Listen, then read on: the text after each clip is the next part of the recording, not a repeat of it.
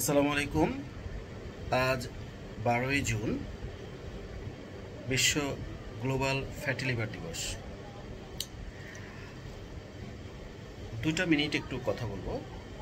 Fatty liver সম্পর্কে মানুষের ধারণা এবং মানুষের চিন্তা চেতনা এখনও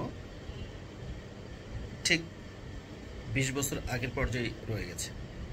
বেশিরভাগ মানুষের ক্ষেত্রে ধারণা এটা এমন কি, আর কিছু ফ্যাট জমেছে, খাওয়া দাওয়া কন্ট্রোল করলেই হয়তো ঠিক হয়ে যাবে। এই কন্ট্রোলটা করা হয় না। পরিক্রমায় পরিশেষে সময়ের টানে ধীরে ধীরে ওই ব্যক্তিটি আস্তে আস্তে পুরো লিভারটাই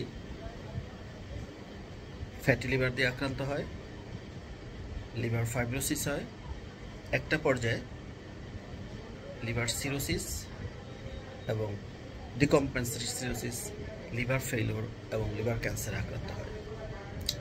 সারা পৃথিবীতে ফ্যাটি লিভার একটা মহামারী আকার ধারণ করেছে। আমরা যেটা বলতে চাই, আমরা লিভার বিশেষজ্ঞরা যেটা বলতে চাই, আপনি আপনার খাদ্যাভ্যাস, আপনার লাইফস্টাইল এখন থেকে পরিবর্তন করুন। শুরুতেই খাদ্যাভ্যাস এবং জীবিকা এবং জীবন যাপনের পদ্ধতি যদি ঠিক রাখেন, তাহলে ফ্যাটি লিভার আক্রান্ত হওয়ার কোনো সম্ভাবনা নেই। বরঞ্চ আপনি আরও সবল থাকবেন, আরও সুস্বাস্থ্যবান থাকবেন এবং আরও শক্ত সামর্থ্য থাকবেন। এর জন্য শুধুমাত্র আপনি নিজের দৈনন্দিন লাইফস্টাইলটা ঠিক রাখুন।